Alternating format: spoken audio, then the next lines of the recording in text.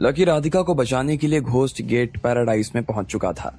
जैसे ही वो वहां गया तो उसने देखा कि वो बिल्डिंग काफी बड़ी थी और वो पार्क भी एक बड़े से इलाके में फैला हुआ था। ऐसे में लकी उस कार्ड पर एड्रेस देखकर उस बिल्डिंग के पास पहुंच चुका था, लेकिन वहां दरवाजे पर ताला लगा हुआ था। लकी नीचे उतरा तो उसके सामने एक लड़की बेहोश थी और एक डॉक्टर उसका इलाज करना शुरू करने वाला था। लेकिन जैसे ही वो उसे दवा देने ही वाला था कि लकी ने उसे मना कर दिया और इस बात पर दोनों में बहस शुरू हो गई। देखिए, भले ही मैं डॉक्टर नहीं हूं, लेकिन अगर आपने इसे ये ट्रीटमेंट दिया ना तो बहुत बड़ी दिक्कत खड़ी हो जाएगी। लकी ने डॉक्टर केवल की तरफ देखते हुए कहा, भाई जब तुम डॉक्टर हो ही नहीं तो इतनी बात करने की जरूरत क्या है? चुपचाप अपना काम करो और मुझे भी अपना काम करने दो।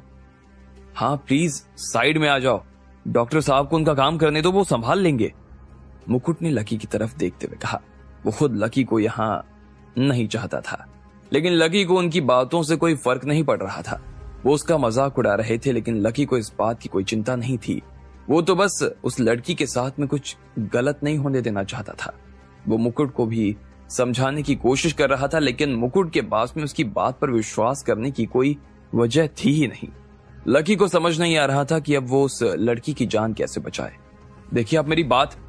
इससे पहले कि लकी अपनी बात पूरी कर पाता, मुकुट के सब्र का बांध टूट गया और उसने कहा, देखिए बहुत हुआ, मैं अभी तक आपसे बहुत प्यार से बात कर रहा था, लेकिन अब अगर आप यहां से नहीं गए ना तो मुझे मजबूरन सिक्योरिटी को बुलाना पड़ेगा।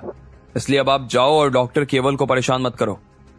लकी ने जब देखा कि मुकुट को अपनी मालकिन से ज्यादा अपनी नौकरी की चिंता थी और वो बार बार केवल की दिशा में झुक रहा था तो उसे हंसी आ गई। लकी ने आखिर में नाव में अपना सिर हिलाया और सीधा भीड़ से बाहर आ गया। अजीब पागल आदमी था।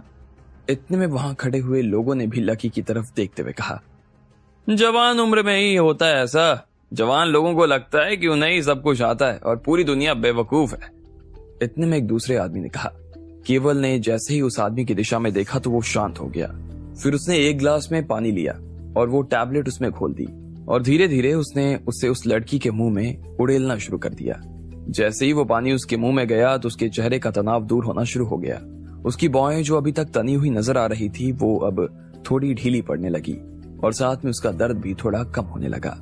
केवल ने जैसे उसे इस हाल में आते हुए देखा तो उसने एक गहरी सांस ली और फिर मन ही मन मुस्कुराने लगा। लकी की बात सुनकर एक बार के लिए तो वो भी घबरा गया था, लेकिन अब जब उस लड़की के साथ में सब कुछ ठीक था तो उसके दिल को तसल्ली हो गई। बहुत बढ़िया डॉक्टर साहब, एक गोली ने क्या कमाल किया है। मैं सर से आपके बारे में जिक्र जरूर करूंगा।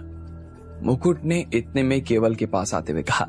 केवल भी उसे देखकर मुस्कुरा दिया और इतने में वहां पीछे खड़े हुए लोगों ने केवल के लिए तालियां बजानी शुरू कर दी। ठीक इसी वक्त तालियों के शोर की वजह से दवा के असर से उस लड़की ने अपनी आंखें खोल ली। फिर उसने अपना पसीना पोंछा और फिर एक गहरी सांस ली। उसका दर्द और घबराहट सब धीरे धीरे गायब होने लगा था। मैडम आपको क्या हो गया था? मुकुट ने उस लड़की के पास में आते हुए पूछा। केवल भी अभी तक उसके पास में ही बैठा हुआ था। उसने उस लड़की की तरफ देखा और वो जैसे ही उसकी बात का जवाब देने वाली थी कि इतने में केवल को उसके चेहरे पर कुछ अजीब दिखाई देने लगा और उसने कहा, अरे ये आपको क्या हो रहा है? अचानक से केवल की बाहें तन गई और वो फिर से उस लड़की को देखने लगा। अब की बार उसने अपने बैग में से एक इंस्ट्रूमेंट निकाला और उसकी जांच करने लगा। इन्हें अस्थमा है, क्रॉनिक अस्थमा, केवल ने अपनी जांच खत्म करते हुए कहा। ये कहते ही अब उसकी खुद की सांसें फूलने लगी। उसकी आंखें भीड़ में अपने आप लकी को इधर उधर ढूंढने लगी थी, लेकिन फिर उसे एहसास हुआ कि लकी वहां से निकल गया था और इसलिए अब उसे ढूंढने का कोई भी फायदा नहीं था।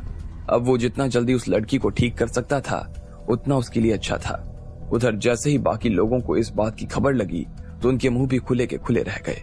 उन्हें विश्वास नहीं हो रहा था कि लकी ने जो कहा था वो सच हो गया। डॉक्टर के साथ आए हुए कुछ लोग घबराहट के मारे एक दूसरे की तरफ देखने लगे और केवल के कहने पर उन्होंने अपने बैग से कुछ दवाई और इंजेक्शन भी निकालना शुरू कर दिया। लेकिन उस लड़की की हालत ठीक होने का नाम नहीं ले रही थी। वो खराब और खराब हुए जा रही थी। उसे सांस लेने में बहुत जोर लगाना पड़ रहा था और वो बार बार अपना मुंह खोलकर उसे सांस लेने की कोशिश कर रही थी। उसका चेहरा लाल होने लगा था और उसे देखकर ही ऐसा लग रहा था कि वो कभी भी खून की उल्टी कर सकती थी। ये देखकर केवल के चेहरे के भाव भी बदलने लगे। उसे भी घबराहट होने लगी। कहां तो वो इनाम लेने के फिराक में नजर आ रहा था और कहां उसके लेने के देने पड़ गए थे। वो बस उस लड़की की हार्ट बीट चेक किए जा रहा था। वो बस ऊपर ही बढ़ती जा रही थी। केवल समझ चुका था कि अगर वक्त रहते इसे काबू में नहीं लाया गया तो वो जल्द ही मर जाएगी। इधर मुकुट ने भी केवल का हाथ पकड़ा और उसे झकझोरते हुए कहा, मैडम जी को ठीक करो जल्दी। मैं कोशिश तो कर रहा हूं, लेकिन मुझे कुछ, मुकुट जी मुझे लगता है कि हमें इन्हें जल्द से जल्द हॉस्पिटल लेकर जाना होगा। हम यहाँ इनका इलाज नहीं कर पाएंगे। अगर हमने ज्यादा देर की तो मामला और खराब हो सकता है, और हो सकता है कि इनकी। केवल ने आखिरी के शब्द नहीं कहे, लेकिन उसका चेहरा देखकर ही मुकुट समझ गया कि वो कहना क्या चाहता था। केवल की आंखों के आगे भी अब अंधेरा छाने लगा। उधर मुकुट के पैर भी कांपने लगे। अगर मैडम को कुछ हो जाता तो उन दोनों के लिए साहब को जवाब देना भारी हो जाने वाला था। मारे गए, साहब हमें जिंदा नहीं छोड़ेंगे, साहब हमारी जान ही ले लेंगे, मुकुट ने घबराते हुए कहा। हमारी? केवल ने जैसे उसके मुंह से यह सुना तो वो अपनी जगह से उठ खड़ा हुआ। हाँ हाँ, मेरी और तुम्हारी, हमारी, मुकुट ने उसका कॉलर पकड़ते हुए कहा। लेकिन उसका कोई भी फायदा नहीं था। ना तो उसका कॉलर पकड़ने से वो ठीक होने वाली थी, और ना ही एम्बुलेंस को बुलाने का यहाँ कोई फायदा था। ये जगह शहर से तो बहुत दूर है, आपको खुद आने में इतना टाइम लगा था। ऐसे में अगर हम एम्बुलेंस का इंतजार करते रहे तो बात बिगड़ जाएगी। मुझे लगता है कि हमें फिर से उस लड़के को बुलाना चाहिए जिसे आपने भगा दिया था। हो सकता है कि उसके पास में इस चीज का कोई इलाज हो, मुकुट ने कहा। केवल को उसकी ये बात ठीक नहीं लगी और उसने कहा, अरे कैसी बात कर रहे हैं आप? वो 32 साल लड़का क्या करेगा? उसके पास तो डिग्री भी नहीं है। वो तो आपके पास भी नहीं थी महाराज, तब आपने क्या कर लिया? कम से कम उसने ये तो बता दिया कि इस दवा से मैडम को अस्थमा हो सकता है। अब हो सकता है कि वो ये भी बता दें कि इसका इलाज कैसे हो सकता है, मुकुट ने कहा और अपने साथ में खड़े बॉडीगार्ड की तरफ देखने लगा। वो दोनों उसकी आंखों को देखते ही उसका इशारा समझ गए थे और वो भागते हुए लकी को ढूंढने चले गए। लकी अभी भी अपनी जगह पर जस का तस खड़ा था। मुकुट ने पीछे मुड़कर देखा तो वहां पर और भी ढेर सारे लोग खड़े थे। उसने चिल्लाते हुए कहा, अरे खड़े क्या हो, जाओ जाकर ढूंढो उसे। लोगों ने इसकी बात सुनते ही हड़बड़ाते हुए भागना शुरू कर दिया और सभी बिल्डिंग से बाहर निकल गए। वो सभी लकी को ढूंढने के लिए रवाना हो गए थे। वहां पर सिर्फ मुकुट, केवल और वो लड़की खड़े रह गए थे। जब काफी देर तक लोग वापस नहीं आए तो मुकुट से इंतजार करते नहीं बना और वो खुद ही लकी को ढूंढने के लिए चला गया। जैसे ही वो बिल्डिंग के बाहर आया तो उसने देखा कि लकी बिल्डिंग के पीछे खड़ा हुआ था और वो ऊपर की दिशा में देख रहा था। शायद राधिका को बचाने के लिए वो पीछे के रास्ते से ऊपर चढ़ने की कोशिश कर रहा था। लेकिन इससे पहले कि वो अपना पहला पैर भी रख पाता, मुकुट भागता हुआ उसके पास में आया और उसने लकी का पैर पकड़ते हुए बोला, प्रभु आप कहां चले गए थे प्रभु? प्रभु? लकी ने जैसे ही अपने लिए शब्द को सुना तो उसकी भौहें आपस में मिल गई। वो नीचे उतरा और मुकुट के सामने खड़ा हो गया।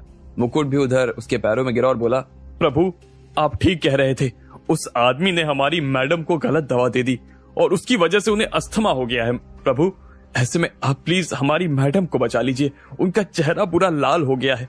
अगर उन्हें कुछ हो गया तो साहब हर जगह से मुझे लाल कर देंगे साहब, प्रभु प्लीज बचा लीजिए। ये कहते हुए मुकुट भाएं भाएं करके रोने लगा और कसकर लकी के पैर पकड़ लिए। अब लकी को तो पहले से ही पता था कि ये होने वाला है और वो इस चीज के लिए पूरी तरीके से तैयार भी था। ऐसे में उसने मुकुट को अपने पैरों से उठाया और कहा, चिंता की कोई बात नहीं है, चलो। लकी ने कहा और उस बिल्डिंग के दरवाजे की तरफ आगे बढ़ने लगा। मुकुट भी उसके पीछे पीछे ही हो लिया। जैसे ही सब लोगों ने लकी को दरवाजे के पास में आता हुआ देखा तो सभी उसकी तरफ भागने लगे। उन्होंने लकी को घेर लिया। लकी उनके बीच से निकलता हुआ बिल्डिंग में दाखिल हो गया। आप सभी लोग यहाँ से हट जाओ, पेशेंट के लिए हवा ब्लॉक मत करो, लकी ने सबकी तरफ देखा और चिल्लाते हुए कहा। उसकी बात सुनते ही भीड़ ने तितर बितर होना शुरू कर दिया। इधर लकी भी अब उस लड़की के पास में आ चुका था। उसने देखा कि उस लड़की के चेहरे का रंग बैंगनी होने लगा था और उसका शरीर कड़क पड़ गया। वो बहुत मुश्किल से सांस ले पा रही थी। केवल उसकी पीठ को सहला रहा था, लेकिन फिर भी उसे सांस लेने में बहुत दिक्कत हो रही थी।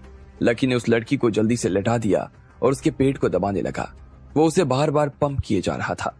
कुछ देर बाद जैसे ही लकी ने थोड़ी तेजी से पंपिंग शुरू की तो इतने में वो लड़की झटके से खड़ी हुई और उसने उल्टी कर दी। उसके पेट में भी जितना भी पानी गया था वो अचानक से बाहर आ गया और साथ में उसने सुबह से जो खाया था वो भी बाहर आ गया।